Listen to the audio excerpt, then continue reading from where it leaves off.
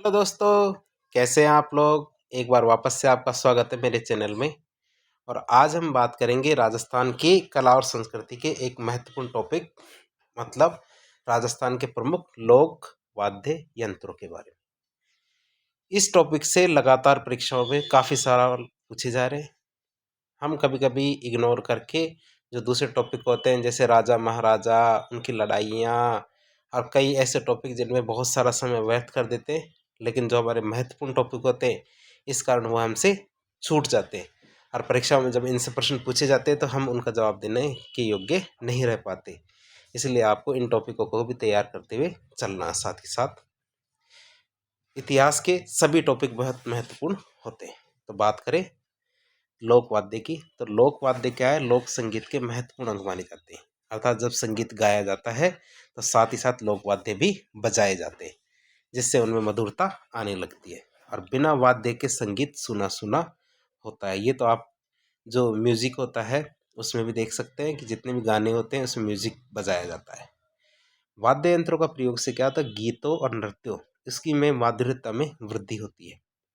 और माधुर्यता में वृद्धि होती है, इसके साथ ही क्या होता है? वातावरण निर्माण और किसी भी कलाकार की भाव अभिव्यक्ति को प्रभावशाली बनाया जाता है। किसके माध्यम से? वाद्य यंत्रों के माध्यम से।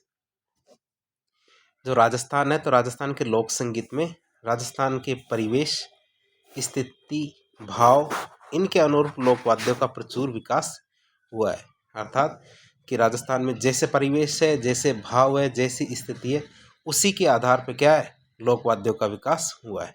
अब लोक वाद्य की बात करें तो उनको 4 भागों में बांटा जाता है। और 4 बांट कौन कौन से हैं? ये हमारे पहला तत्वाद्य यंत्र, अर्थात जो ध्वनि आती है वो किसी तार के माध्यम से आती है, अर्थात तत् अर्थात तार, तार के माध्यम से आने वाली ध्वनि तत्वाद्य यंत्र कहलाती है। दूसरा आता है सुशिर वाद्य यंत्र। सुशिर का मतलब होता है हवा। इसमें हम मुंह से हवा देते हैं और हवा के माध्यम से ध्वनि आती है। हवा के माध्यम से क्या आता है? ध्वनि आती है। जैसे हमारी बांसुरी होती है, पूंगी होती है, शहनाई होती है, उनको हम क्या कहते हैं? सुशिर वाद्य यंत्र। तीसरा आता है हमारा अवनद वाद्य यंत्र। अवनद वाद्य यंत्र किसे कहते हैं? जिसमें क्या किसी भी खोल के ऊपर चमड़ा चढ़ा दिया जाता है और जब चमड़े को पीटा जाता है तो उससे ध्वनि आती है। जैसे हमारा ढोल होता है, डमरू होता है, ढपली होती है, चंग होता है। तो बहुत सारे ऐसे यंत्र होते हैं जिनसे हमें पीटने से उसको आवाज़ आती है। चौथा हमारा होता है घन वाद्य यंत्र। घन वाद्य यंत्र में क्या होता है? जो धातु की प्लेटें होती है, उन धातु की प्लेटों को आपस में भिड़ाया जाता है और भिड़ाने से मधुर ध्वनि उत्पन्न होती है। जैसे हमारे मंजीरे होते हैं, खड़ताल होते हैं, घुंघरू होते हैं पाँव के, तो चिमटा होता है। तो बहुत सारे ऐसे यंत्र हैं, वाद्य यंत्र, जिनसे हम अच्छा संगीत उत्पन्न कर सकते हैं। तो एक एक करके इनके बारे में पढ़ते हैं। सबसे पहले बात करेंगे हम तत्वाद्य यंत्र की। किसकी? तत्वाद्य यंत्र के। तो आप हमारे साथ बने रहिए।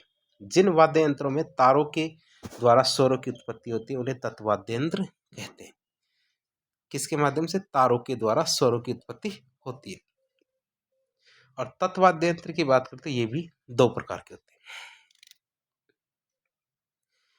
कैसे? एक तो तत्वाद्य यंत्र होता है और दूसरा होता है हमारे वितत वाद्य यंत्र। पहला तत्वाद्य यंत्र किसे कहेंगे? वे तत्वाद्य यंत्र जिनको नाखूनों या उंगलियों की सहायता से बजाया जाता है। किसकी सहायता से बजाया जाएगा?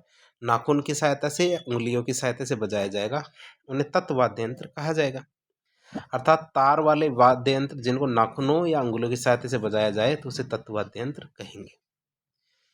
दूसरा आता है वे तत्वाद्य यंत्र जिनको गज की सहायता से बजाया जाता है। जैसे आपने वायलिन देखा हो कभी, वायलिन में क्या होता है कि जैसे एक वायलिन ये होती है, जैसे ये ऐसे करके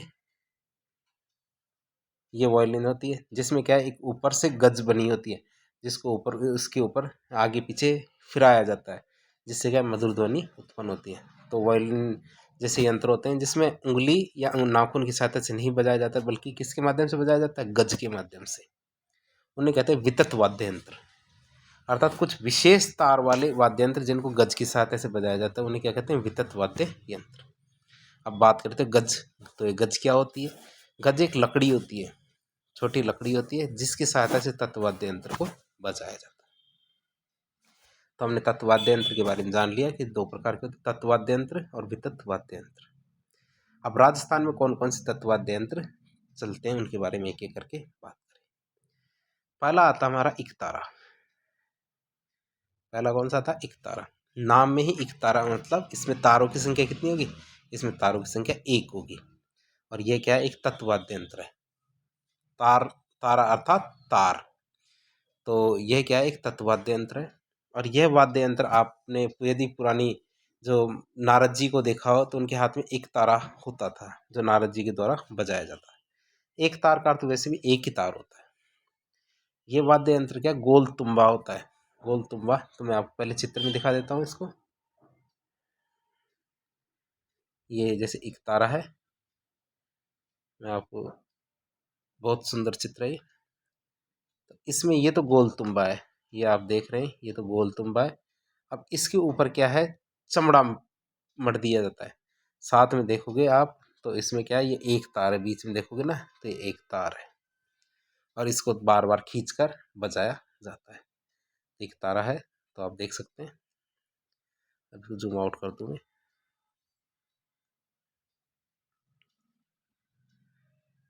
लाखों रुपए खर्च करके इन चित्रों को लाया गया है।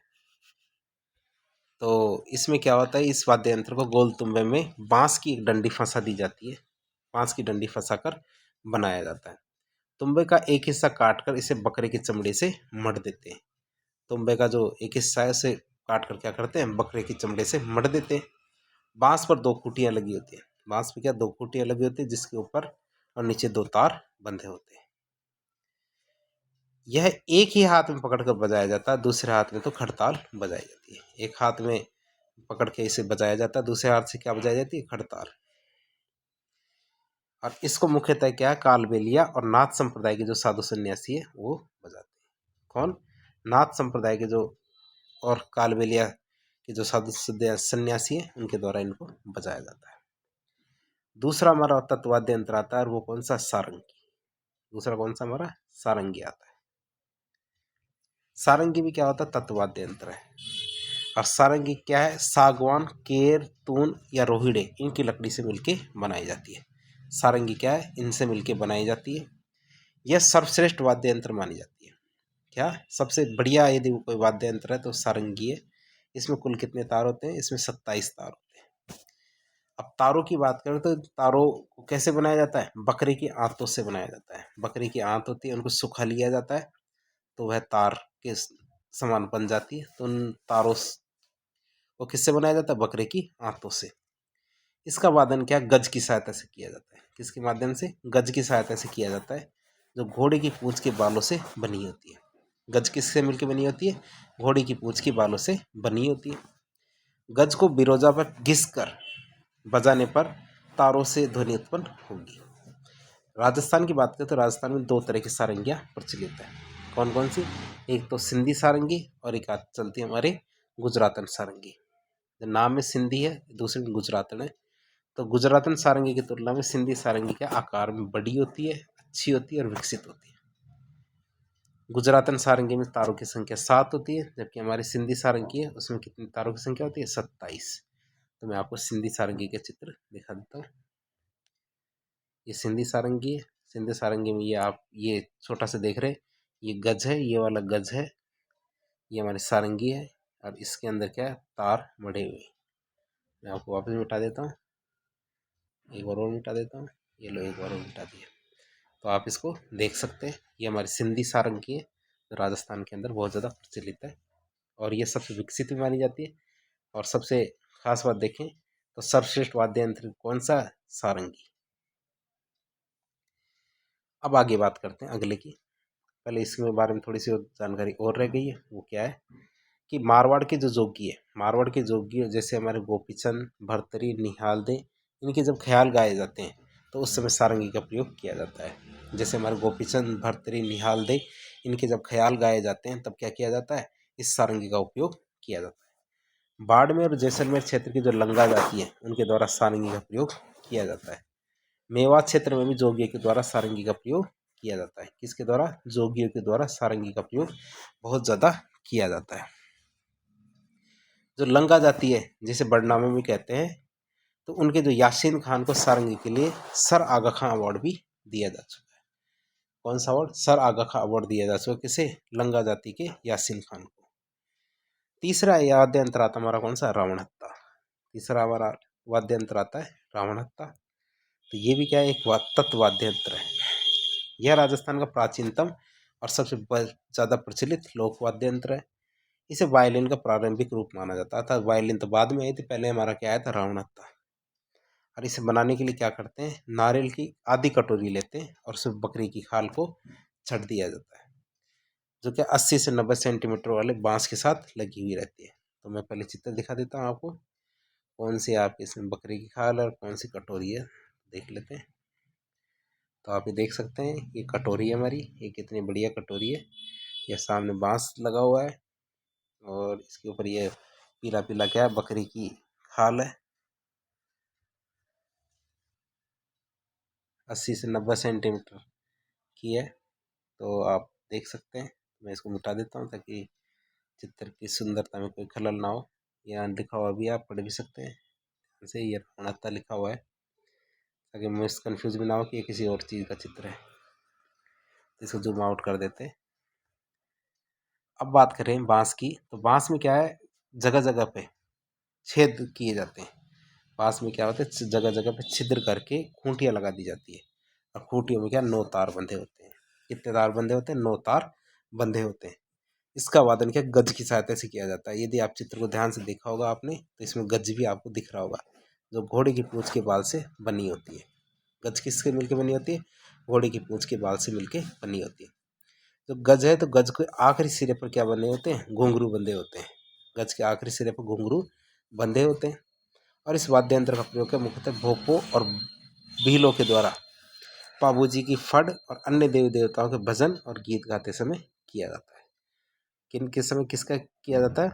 जो भोपे और भील होते हैं, इनके द्वारा पाबूजी की फड़ और जो उनके दूसरे देवी देवता हैं उनके भजन और गीत गाते हैं, तो उस समय जो ये हमारा रावण हत्था, इसका प्रयोग किया जाता है। पाबू जी के फड़ बांधते समय भोपों के द्वारा इस वाद्य यंत्र का प्रयोग किया जाता है। साथ ही साथ हमारे जो लोक देवता है डूंग जी, जवाहर जी, तो उनकी जब फड़ माची जाती है तो भोपों के द्वारा इस वाद्य यंत्र का प्रयोग किया जाता है। अगला वाद्य यंत्र आता है हमारा कमायचा। कमायचा भी क्या हमारा तत्व वाद्य यंत्र है, और ये क्या है? एक ईरानी वाद्य यंत्र है। कमायचा क्या है?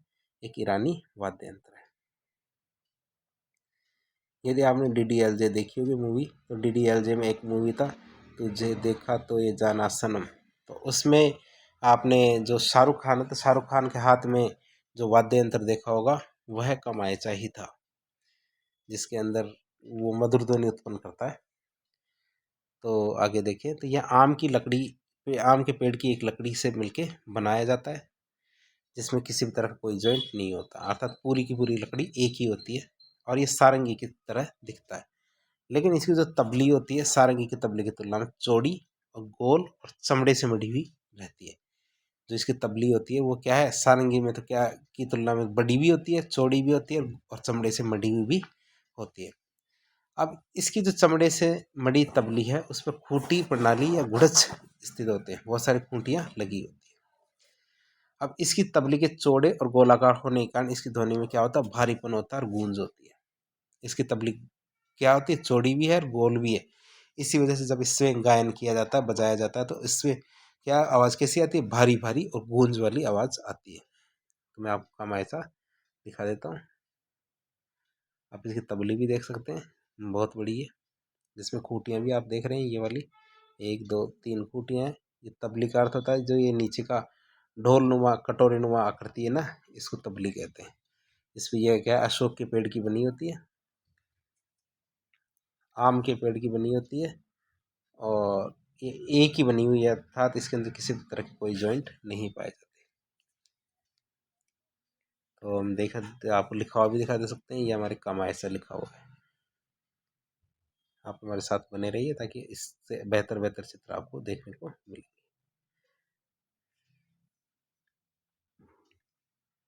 आगे हम बात करें तो इसका वादन किसके साथ ऐसे किया जाता है? गज के साथ। गज भी देख लीजिए आप, गज भी इसके साथ ही है। तो इसके वादन क्या है? गज के साथ ऐसे किया जाता है, जो क्या घोड़े की पूंछ के बाल की बनी होती है। इसका गज क्या सारंगी के गज से तो लगभग 1.5 गुना बड़ा होता है। इसका गज भी कोई छोटा मोटा नहीं होता है, जो सारंगी का गज होता है उससे तो 1.5 गुना बड़ा होता है। इसमें क्या 17 तार होते हैं। कितने तार होते हैं? 17 तार होते हैं। गलती से ताप लिखा हुआ लेकिन तार लिखा था ये। अब आगे बात करें हम, इसमें 3 तार की बात करें। 3 तार तो बकरे की आंख से बने होते हैं और 14 तार क्या तांबे या लोहे के बने होते हैं। तो इसमें 3 तार तो बकरे की आंत के बने होते हैं और 14 तार क्या है? तांबे या लोहे के बने होते हैं। इसका सर्वाधिक प्रयोग क्या मुस्लिम शेखों के द्वारा किया जाता है, जिन्हें हम क्या कहते हैं? मांगनियार। अर्थात जो हमारे कमायचा है, तो कमायचा का उपयोग किनके द्वारा किया जाता है? मांगनियार जाति के द्वारा सबसे ज़्यादा किया जाता है। जो कौन होते हैं? मुस्लिम शेख। मुस्लिम शेख अर्थात जो मांगनियार है, इनका प्रयोग लोकगीत या मांड गायन के समय करते हैं। लोकगीत या मांड गायन के समय मुस्लिम शेखों या मांगनियार के द्वारा प्रयोग इसका किया जाता है। जो साकर खां क्या है? इस वाद्य यंत्र के प्रसिद्ध कलाकार है। साकर खां क्या है? इस वाद्य यंत्र के प्रसिद्ध कलाकार है, जिन्हें कमायचा के लिए पद्मश्री पुरस्कार भी दिया जा चुका है। साकर खां क्या है? इस वाद्य यंत्र के प्रसिद्ध कलाकार है, जिन्हें क्या कमायचा के लिए पद्मश्री पुरस्कार मिला हुआ है। इसका प्रयोग बाड़मेर जैसलमेर में मांगणिया और लंगा जाति के द्वारा किया जाता है। तो आप इसे याद रखेंगे, मांगणिया और लंगा जाति के द्वारा इसका प्रयोग कहाँ किया जाता है? बाड़मेर और जैसलमेर। हमारा अगला वाद्य यंत्र आता है तंबूरा।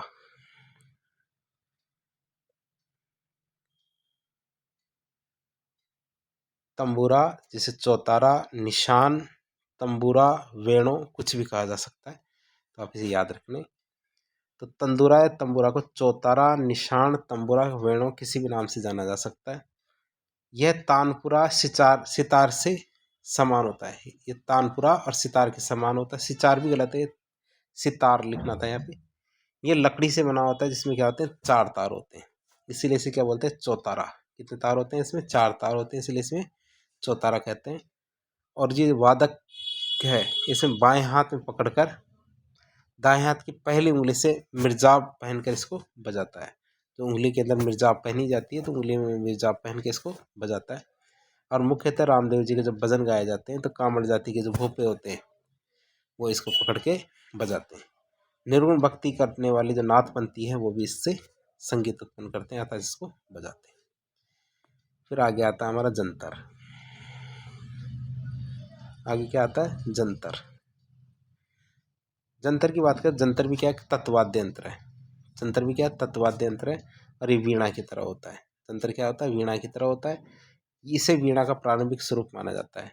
क्यों? क्योंकि वीणा के समान इसमें दोनों और 2 तुम्बे होते हैं, जो गूंज के साथ ध्वनि उत्पन्न करते हैं। तो मैं आपको दोनों तुम्बे भी दिखा देता हूँ। तो ये हमारा जंतर है और ये वैसे देखने में तो बहुत भारी होता है।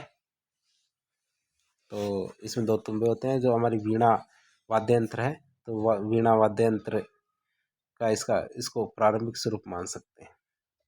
और ये जो अंदर से तुम्बे होते हैं, ये क्या होते हैं? अंदर से खोखले होते हैं। क्या होते हैं? अंदर से खोखले होते हैं। और इस खोखले संरचना को डांड कहते हैं, बांस की बनी हुई।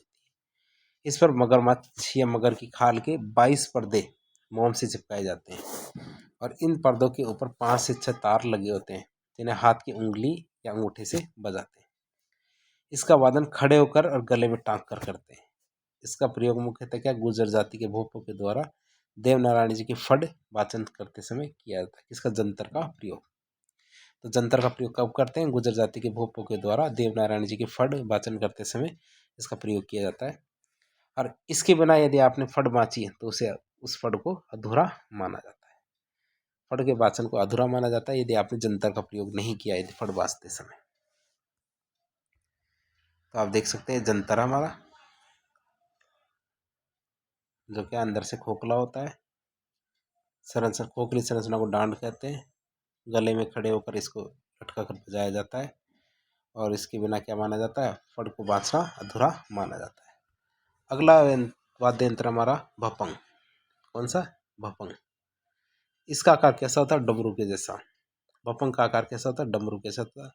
तो मैं आपको पहले भपंग दिखा देता हूँ, बाद में पढ़ेंगे। ये भपंग होता है, तो आप इसको ध्यान से देखेंगे, डमरू जैसा होता है। तो इसमें ये एक छोटी सी क्लिप होती है, इसमें से यहाँ से अंदर की तरफ से एक तार निकला होता है, इस क्लिप से जुड़ा होता है। इसको हमारी बाह के अंदर हम फंसा लेते हैं और फंसा के इस क्लिप को दूसरे या तो मुंह में पकड़कर या फिर दूसरे हाथ से पकड़कर उस तार को ढीला करके या तेज खींचकर मधुर ध्वनि उत्पन्न करते हैं। यदि आप इसको यूट्यूब पर सर्च करेंगे तो आपको बेहतर इसका प्रमाण मिलेगा कि भपंग कैसे बजाया जाता है। भपंग एक बहुत ही मधुर ध्वनि उत्पन्न करता है।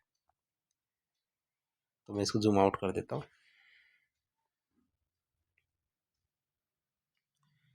इन टॉपिकों में थोड़ा समय लगता है, लेकिन ये आपके नंबर लाने में काफ़ी मदद करते हैं, इसलिए आप इन्हें इग्नोर ना करें, बल्कि इसको अच्छे से तैयार करके जाएं।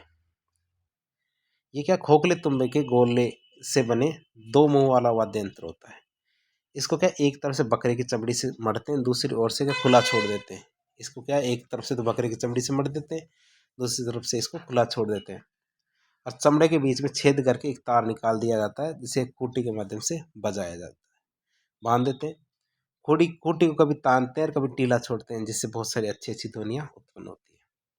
तो इसको आप बेहतर तरीके से यूट्यूब पर देख सकते हैं, यदि आप भपंग बजाने की बात कहेंगे तो। और इसमें आप यदि यूट्यूब पर डाल देंगे ज़हूर खां मेवाती और उमर फारूक मेवाती, इनके द्वारा जब भपंग का संगीत आप सुनेंगे तो मन मुग्ध हो जाएगा आपका। तो इसे कांख में दबाकर बजाया जाता है। वर्तमान में इसे प्लास्टिक के तंतु से बनाया जाता है। इसका प्रयोग मेवात क्षेत्र है ना, अलवर, उसके जोगी जाति में प्रधानता से प्रयोग में लिया जाता है। अंतर्राष्ट्रीय स्तर पर इसे ज़हूर खां मेवाती और उमर फारूक मेवाती के द्वारा इसको प्रसिद्ध किया गया है। अगला हमारा वाद्य यंत्र वो है रवाज। कौन सा है हमारा वाद्य यंत्र? रवाज है। और यह क्या, तत्वाद्य यंत्र है। रवाज क्या है हमारा? तत्वाद्य यंत्र है। और यह क्या, सारंगी और कमायचे के समान वाद्य यंत्र है। यह क्या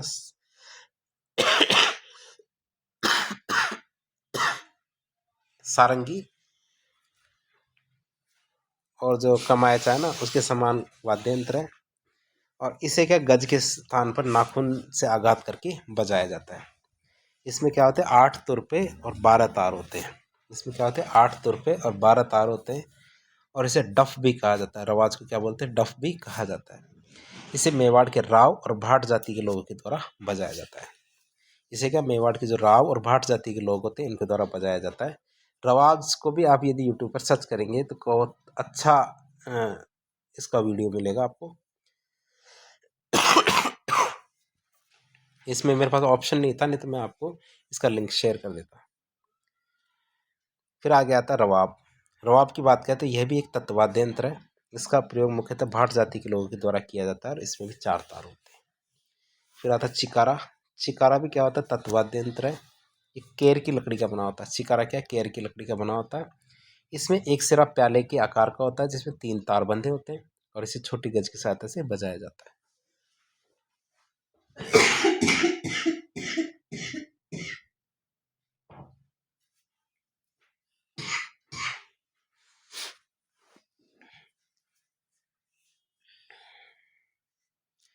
हमारा अगला वाद्य यंत्र है सुरिंदा।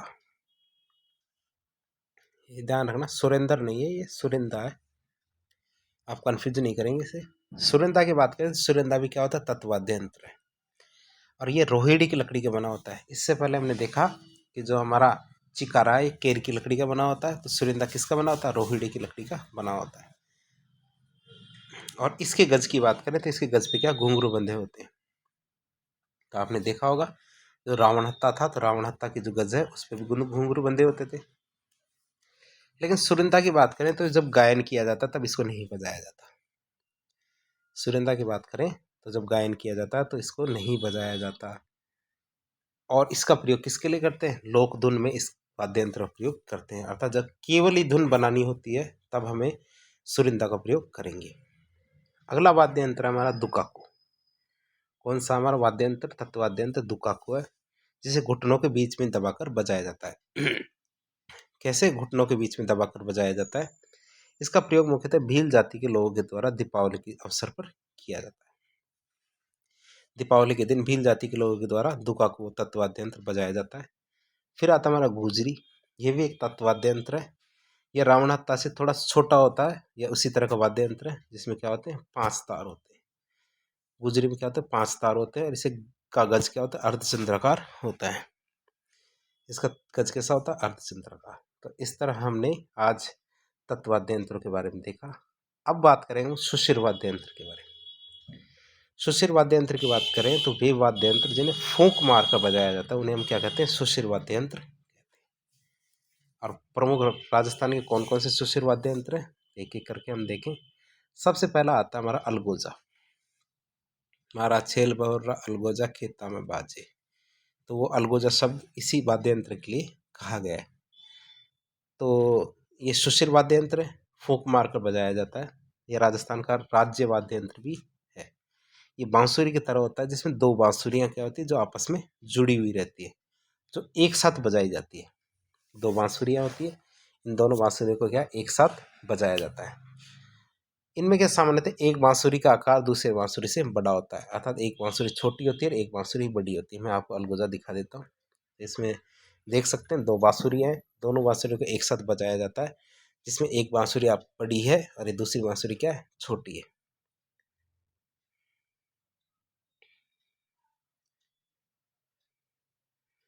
अब बात करें तो इसमें क्या है, टोटल 11 छेद होते हैं। कितने छेद होते हैं इसमें, 11 छेद होते हैं। पहली बांसुरी जो बड़ी होती है उसमें 7 छेद होते हैं, दूसरी बांसुरी जो छोटी होती है इसमें कितने छेद होते हैं, 4 छेद होते हैं। अब स्वरों की शुद्धता के लिए क्या करते हैं कि शुद्ध छेद एक निश्चित दूरी पर छेद किए जाते हैं। बांसुरी के अंदर क्या एक निश्चित दूरी पर छेद किए जाते हैं। वादक क्या करता है, दोनों अलगोजे मुंह में रखकर एक साथ बजाता है, जिसमें एक अलगोजे पर सा की ध्वनि उत्पन्न होती है तो दूसरे अलगोजे पर अलग अलग ध्वनियां उत्पन्न होती है। तो दोनों बांसुरी को क्या एक साथ मुंह रखकर बजाया जाता है।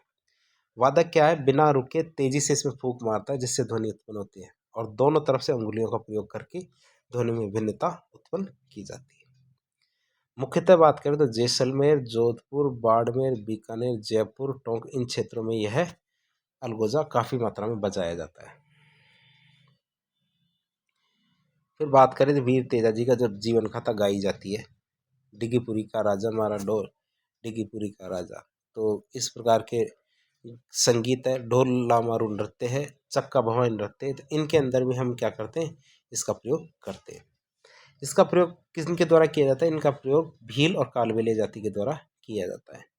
जयपुर के पदमपुरा गांव है, तो वहाँ के प्रसिद्ध कलाकार हमारे रामनाथ चौधरी। यदि आप यूट्यूब पर डालेंगे रामनाथ चौधरी अलगोजा, तो वो आपको अलगोजा नाक के द्वारा बजाते हुए दिखाएंगे, और उनके लिए उनको बहुत प्रसिद्धि प्राप्त हुई है।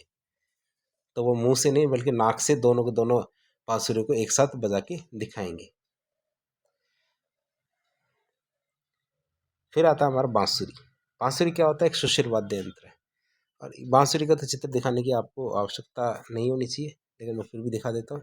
बांसुरी ये हमारे श्री कृष्ण के द्वारा बजाई जाती थी, श्री कृष्ण भगवान के द्वारा बांसुरी। लेकिन आप बांसुरी को पूंगी से कंफ्यूज नहीं करेंगे, पूंगी अलग होती है, बांसुरी अलग होती है। आगे हम बात करें तो यह क्या है, एक प्राचीन लोकवाद्य यंत्र है। ये क्या प्राचीन लोकवाद्य यंत्र जो समय के साथ परिष्कृत होता गया और विभिन्न संगीत कलाओं का अभिन्न अंग बन गया। ये पारंपरिक रूप से बांस की पोली नली से बनाया जाता है। क्या कहते हैं, बांस की जो पोली नली होती है उसको माध्यम से बनाया जाता है। पोली नली में स्वरों के लिए इसमें 7 छेद बनाए जाते हैं, जो स्वरों की शुद्धता के लिए एक निश्चित दूरी पे बने होते हैं। इसमें क्या एक छोर पे एक छेद होता है, जो वादक के द्वारा फूंक मारकर संगीत उत्पन्न करने के लिए होता है। तो दूसरा छोर क्या क्षैतिज रूप से नीचे की ओर तिरछा होता है, और हमारे हरि प्रसाद चौरसिया जी इसके प्रसिद्ध कलाकार हैं। भगवान श्री कृष्ण के द्वारा भी बांसुरी बहुत मधुर ध्वनि उत्पन्न की जाती थी। तो हम देख सकते हैं भगवान श्री कृष्ण और हरि प्रसाद चौरसिया को बांसुरी के लिए काफ़ी जाना जाता है। फिर शहनाई की बात करें, शहनाई की बात करें तो ये शहनाई भी हमारे सुशिर वाद्य यंत्र है। शहनाई को सुंदरी भी कहते हैं, शहनाई को क्या बोलते हैं, सुंदरी। और ये सुशिर वाद्य यंत्र में सबसे सर्वश्रेष्ठ सुरीला वाद्य यंत्र कौन सा है, शहनाई। इसकी ध्वनि क्या मानी जाती है, शुभ मानते हैं, इसलिए शुभ अवसरों पर इसको बजाया जाता है। ये शीशम, जिसको टाली भी कहते हैं, और सागवान की लकड़ी से बना होता है। शीशम या सागवान की लकड़ी से बना होता है। इसका आकार क्या, चिलम के आकार का होता है। जैसे चिलम होती है तो चिलम के आकार का, इसका आकार क्या, चिलम के आकार का होता है। और इसमें क्या होता है, 8 छेद होते हैं। शहनाई में क्या होता है, 8 छेद होते हैं। और जो इसका पत्ता होता है, ये ताड़ के पत्ते का बना होता है। इसका जो पत्ता होता है ताड़ के पत्ते का बना होता है और इसमें नगाड़े की संगत में इसको बजाया जाता है, अर्थात नगाड़े के साथ इसको बजाया जाता है। अलग से इसको नहीं बजाया जाता बल्कि नगाड़े के साथ इसको बजाया जाता है। मेवाड़ की जो मांगी बाई इस वाद्य यंत्र के लिए बहुत ज़्यादा प्रसिद्ध है। मेवाड़ की जो मांगी बाई है वह इसके लिए बहुत ज़्यादा प्रसिद्ध है और बिस्मिल्लाह खां को तो इसके लिए भारत रत्न भी दिया जा चुका है शहनाई वादन के लिए। तो वो अब हमारे बीच में नहीं रहे लेकिन उनको इसके लिए बहुत याद किया जाता है। फिर आता हमारा पूंगी। ये सलमान खान वाली नहीं है जो एक मूवी में कहते थे कि पूंगी बजा दूंगा, तो वो वाली नहीं है। ये वो वाली है जो नागिन डांस वाला है। तो नागिन डांस के अंदर पूंगी बजाई जाती है और सांप को बुलाया जाता है, लेकिन वो केवल मूवी तक ही सीमित है बातें। वास्तविकता में ऐसा कुछ भी नहीं होता, क्योंकि सांप बहरा होता है, उसको कुछ भी सुनाई नहीं देता। आप पूंगी बजाओ चाहे ढोल बजाओ, सांप को कुछ भी सुनाई नहीं देगा। तो सांप फिर पूंगी पर रेस्पॉन्स कैसे देता है, क्योंकि जैसे ही आप पूंगी बजाओगे या ढोल बजाओगे तो उसमें उससे क्या होता है, भूमि में कंपन होता है। जब आपकी ध्वनि तरंगे उनसे टकराकर भूमि से टकराएगी तो भूमि में क्या कंपन होता है। और सांप क्या होते हैं, जो कंपन के प्रति अति संवेदनशील होते हैं। तो जैसे ही कंपन होता है तो सांप उस जिधर से कंपन उत्पन्न हो रहा है, अर्थात ध्वनि तरंगे जिधर से आ रही है उधर की तरफ क्या है, रेस्पॉन्स करने की कोशिश करते हैं। तो वह केवल कंपन कारण होता है, नहीं तो सांप को आप पूंगी बजाओ चाहे ढोल बजाओ नगाड़े बजाओ, सांप को वैसे भी कुछ भी सुनाई नहीं देता है। तो मूवी तक ही सीमित है ये वाली बातें। तो पूंगी की बात करें तो पूंगी क्या होता है, सुशिर वाद्य यंत्र होता है और इसे सर्प को मोहित करने की अद्भुत कला होती है। और फिर जैसे जैसे हम सांप के सामने इसको बजाते हुए घुमाते हैं तो सांप क्या है कि उससे क्या है, सम्मोहन भी हो सकता है, हिप्नोटाइज भी का भी एक नियम होता है कि जब किसी को हिप्नोटाइज किया जाता है तो उसके अनुसार ही वह कार्य करना शुरू कर देता है। इसका प्रयोग क्या सपेरों के द्वारा किया जाता है और ये घी की तुम्बी होती है उससे बनी होती है, अर्थात छोटी लौकी के तुम्बे की बनी होती है। इसका ऊपरी सिरा लंबा, हिस्सा लंबा और नीचे का हिस्सा गोल होता है। इसका क्या होता है, ऊपरी हिस्सा लंबा होता है, नीचे का हिस्सा गोल होता है। गोल हिस्से में दो छेदों के साथ नलियां लगी होती हैं, जिसमें हवा फूकने पर क्या एक नली में से तो सा की ध्वनि उत्पन्न होती है तो दूसरी नली में से अलग अलग ध्वनियाँ उत्पन्न होती है। और जो हमारे कालबेलिया जाति और आदिवासी जाति के लोग हैं इस वाद्य यंत्र को बहुत ज़्यादा पसंद करते हैं। फिर हमारा आता है शंख। शंख भी हमारे क्या सुशिर वाद्य यंत्र है। शंख क्या हमारे सुशिर वाद्य यंत्र है। और वैसे शंख क्या होता है, इस जंतु का कवच होता है जो समुद्र में मिलता है। इसका प्रयोग किस लिए किस में करते हैं, देवी देवताओं की आराधना करने में, आरती करने के दौरान किया जाता है। तो शंख तो आपने बहुत देखा होगा, भगवान श्री कृष्ण के द्वारा जब महाभारत का युद्ध किया गया था तो उसको शुरू करने के लिए शंख का प्रयोग किया जाता था। तो इसका प्रयोग युद्ध को प्रारंभ करने से पहले किया जाता है। फिर आता है हमारा सिंगी। सिंगी क्या है, ये भी सुशिर वाद्य यंत्र है और ये बालदार सींग के आकार का होता है। बलदार सींग होता है ना, उसके आकार का होता है। इसे होठों पर रखकर कंठ के द्वारा ध्वनि उत्पन्न की जाती है और जोगी के द्वारा ये बजाया जाता है। सिंगी तो वैसे आपने देखा ही होगा, जैसे ये हमारा बैल है, जैसे ये हमारा ये बैल है, ये उसका सिर है और ये उसका सींग है,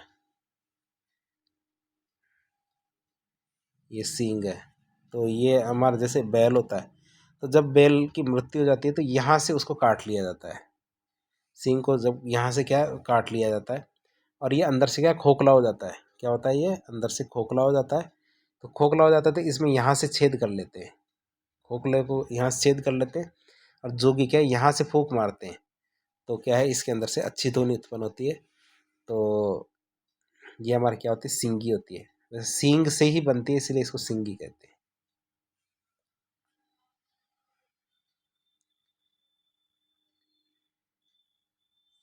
आगे हम बात करें तो फिर आता बांकिया। नाम में ही बांकिया है, तो जो बांका होता है वही बांकिया होता है। बांकिया अर्थात ये भी सुशिर वाद्य यंत्र है और ये पीतल का बना होता है। अरे बिगुल की आकृति का होता है, जैसे जो होता है ना किसी के बिगुल बजा देते हैं, जैसे आपने आवाज़ सुनी होगी, जैसे आईपीएल की आवाज़ आती है पे पे पे पे पे, तो वो वाली जो होती है ना, तो वो बिगुल होता है। कि हम किसी भी चीज़ को शुरू करने से पहले क्या करते हैं, बिगुल बजा देते हैं। उसके एक और तो छोटे मुंह में फूंक मारकर बजाया जाता है, साथ ही इसमें ढोल और कांसी की थाली भी बजाई जाती है। और जो सरगड़ा जाति की ये खानदानी निशानी है, अर्थात ये खानदानी वाद्य यंत्र है किसका, सरगड़ा जाति का। तो मैं आपको बाकिया दिखा देता हूँ। और ये आपने आईपीएल मैच की यदि कभी ऐड देखी हो तो उसकी शुरुआत में बिगुल बजाया जाता है, वही है बाकिया।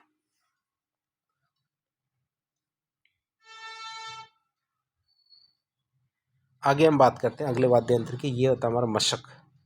और मशक ने को यदि आपने कभी बैक पाइपर का ऐड देखा हो तो उसमें इस तरह का एक यंत्र होता है जो व्यक्ति के हाथ में होता है। तो ये क्या होता है, सुशिर वाद्य यंत्र होता है। पहले मैं आपको दिखा देता हूँ मशक की।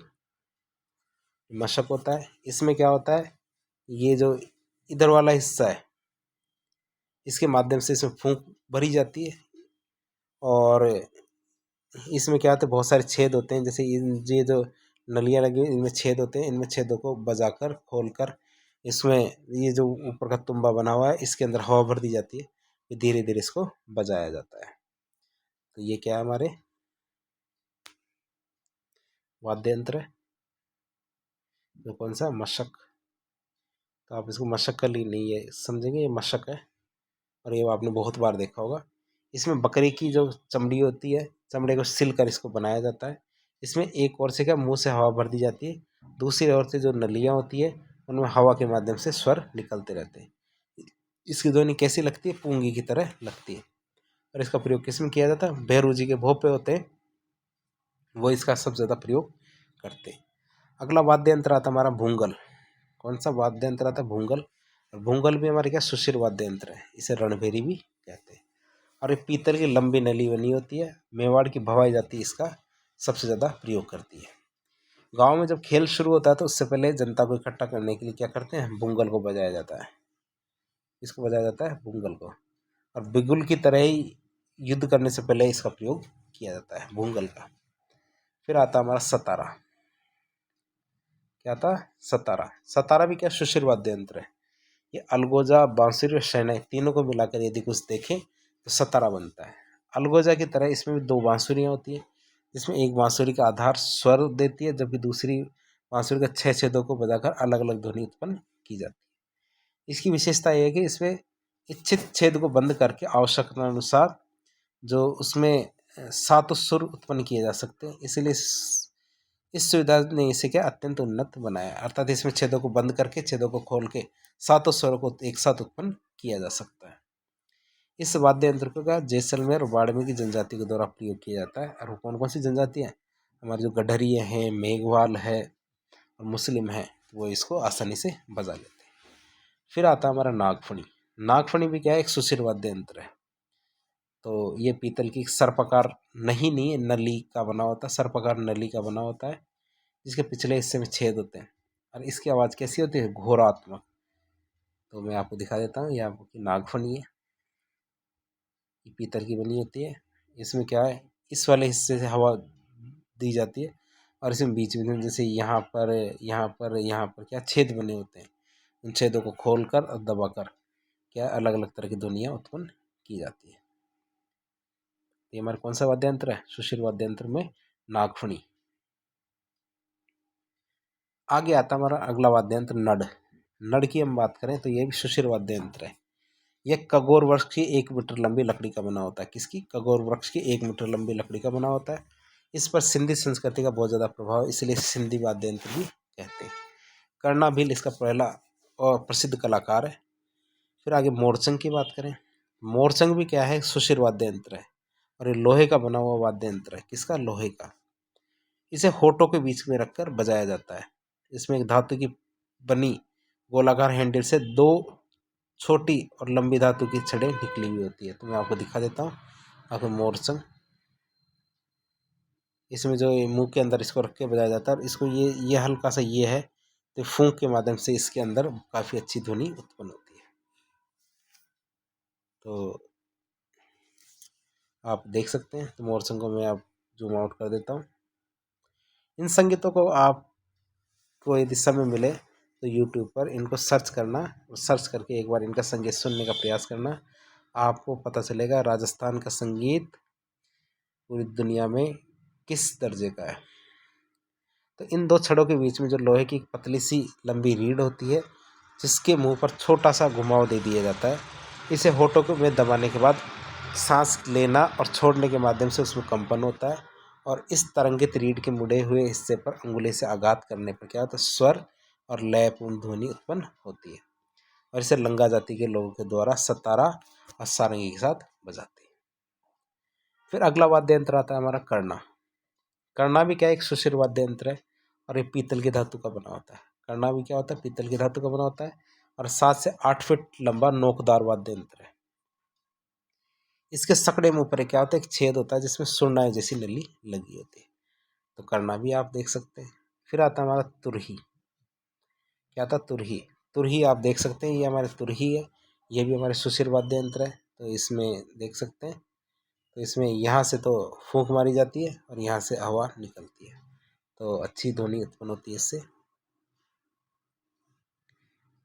तो मैं इसको जूम आउट कर देता हूँ।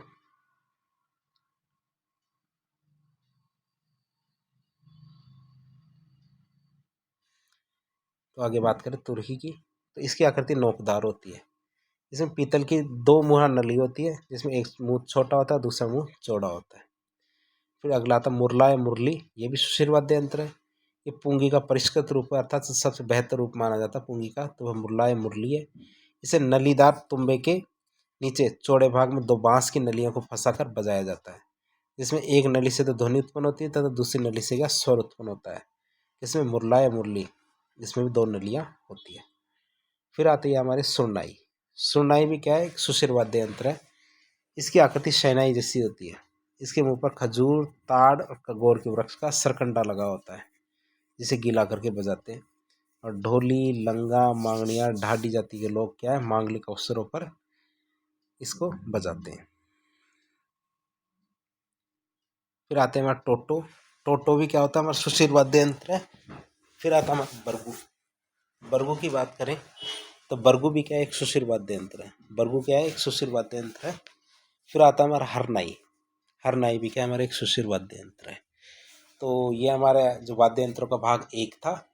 इसके बाद आगे के जो हमारे अवनद और घन वाद्य यंत्र है, उसको भाग 2 के अंदर हम पढ़ेंगे। तो आज के लिए इतना ही। भाग 2 जल्द ही अपलोड कर दिया जाएगा, इसके लिए आप थोड़ा इंतज़ार करें। तो इस प्रकार की वीडियोस देखने के लिए आप हमारे चैनल से जुड़े। वीडियो यदि पसंद आता है तो वीडियो को लाइक करें, चैनल को सब्सक्राइब करें, अपने दोस्तों के साथ शेयर करें, ताकि इस जो हमारी मुहिम है इसको आगे बढ़ाया जा सके।